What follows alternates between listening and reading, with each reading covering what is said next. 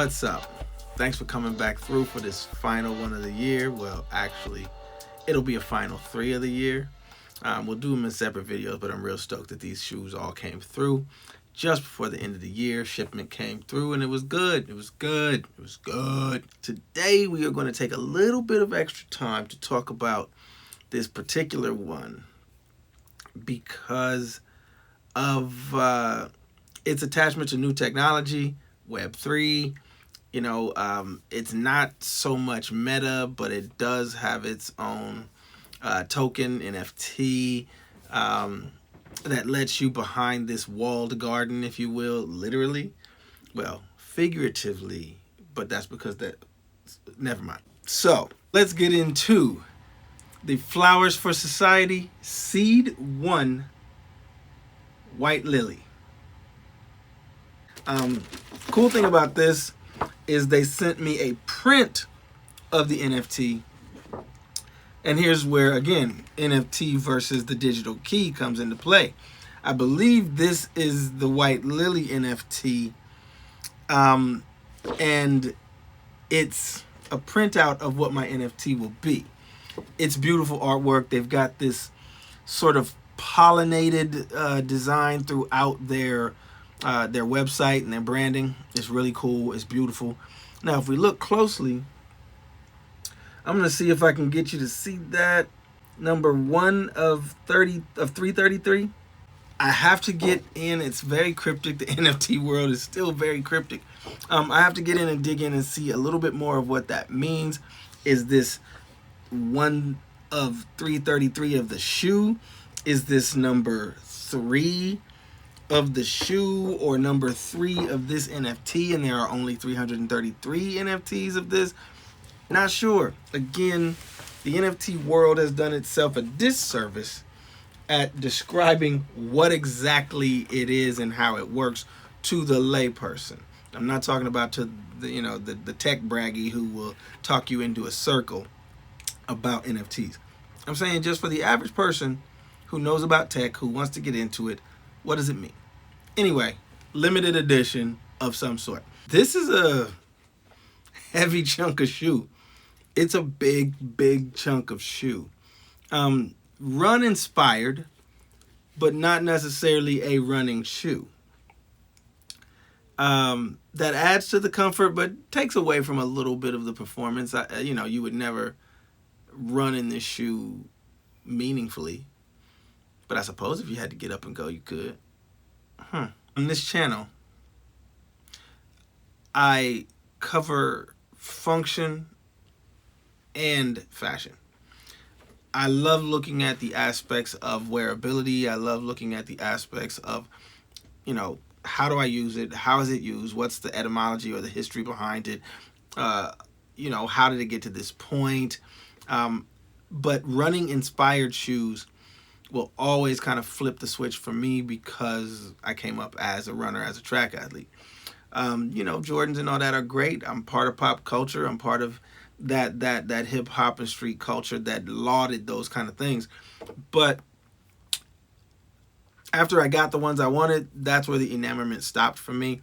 I will forever be enamored by these kind of shoes and running shoes and the use of those outside of traditional means. So, this is a heavily run-inspired shoe. The pedigree, you can see it immediately with the guys coming from Adidas and starting their own company. The quality is superb, though. You can immediately feel the quality. I would put this on par with any fashion house that is doing mock running shoes or run-inspired shoes as fashion right now. This feels that way, but better. Let's talk about it like we always do. Upper, midsole, outsole. With the upper, your standard lacing on the front with some ghillie lacing tied in.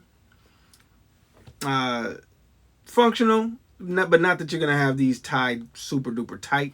I don't know if you can see it, but on this particular overlay, it says the Garden of Purity. And that's what this all white lily is about. So They do some custom drops, some very small run drops, themed to match what's going on their site and in their community. So their ecosystem, their metaverse, is more about having the actual tangible product, and then the story goes on in their Web3. Padded collar, really padded collar, beautiful. It's got this amazing suede split tongue, kind of reminiscent of your Asics gel light, gel 3, but different. Similar concept though, so that the tongue is not pressing against the front of your shin. Again, padded collar. This part is really cool, really unique. It adds to the weight, obviously, but the heel counter leads to this rear horn that is jeweled, and it's fire. That's one of the really unique points of this shoe. It's got some Adidas design language going on, but it is still a very unique take.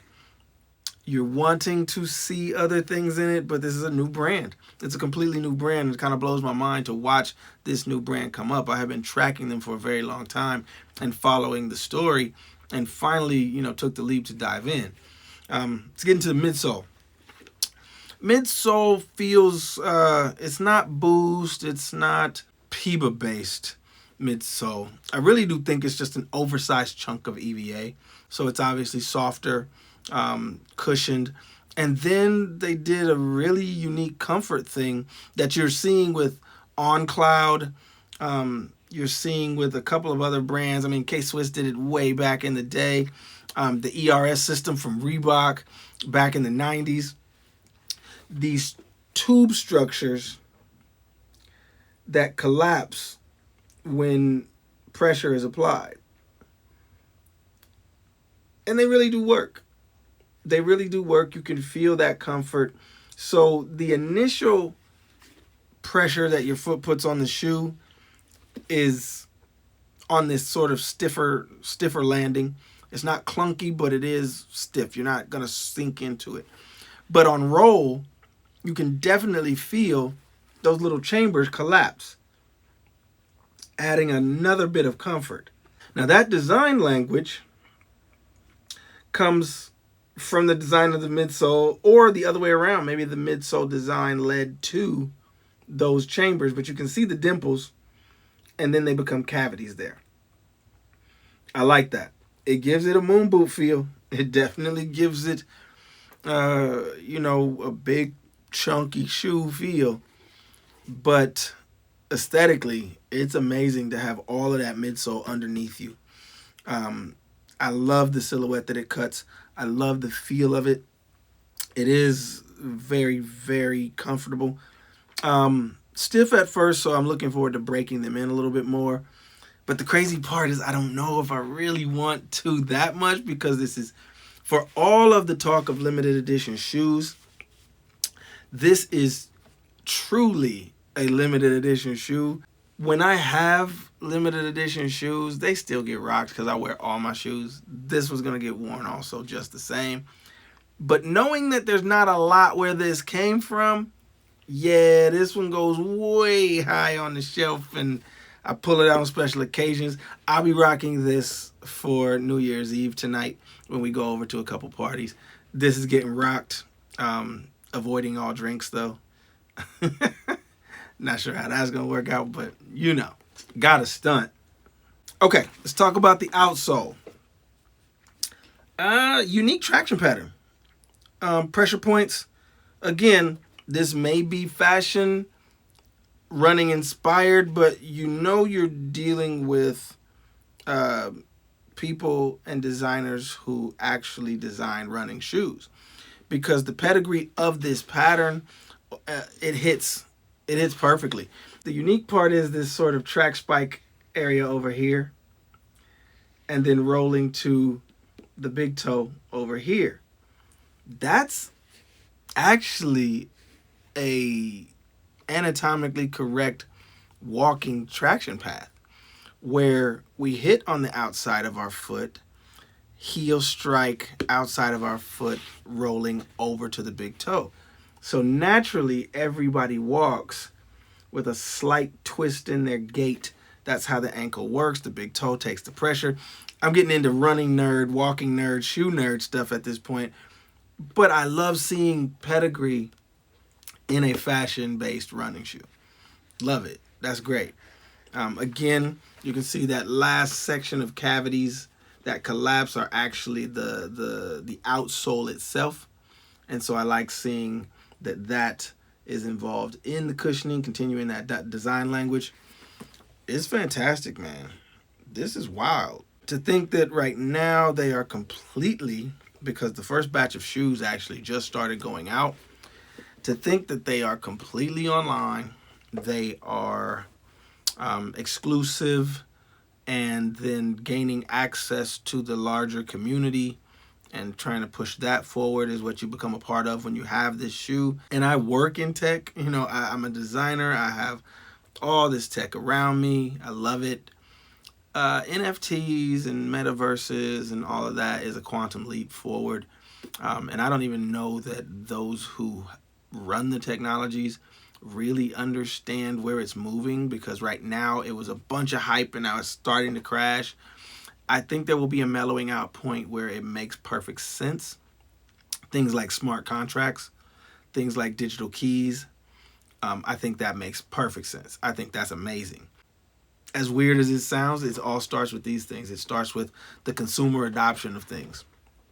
This is a fantastic shoe. I would say get your hands on it if you could. I don't know that that would be completely possible right now, because I had to stalk their Instagram, get a hold of them, buy the shoe, fingers crossed that it was a real thing. Like, there's so much going on the internet, you hope you don't get got. But I had tracked them for a very long time since the announcement of the brand. Glad to have a pair. Glad to have a pair. Glad to help push it forward. We'll see where it goes from there. I'll keep you guys posted, you know, because I think I will be buying something else from the brand.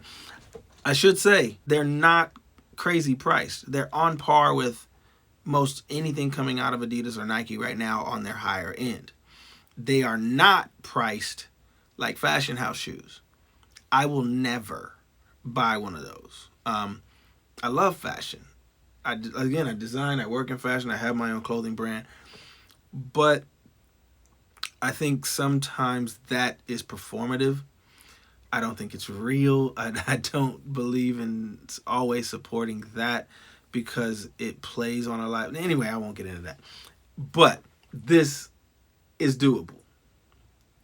At about, I think, plus tax and shipping, I paid about 218 euros, which is right around 250, 265 American. So, higher end, but not even as much as one of my Y3s. So, doable.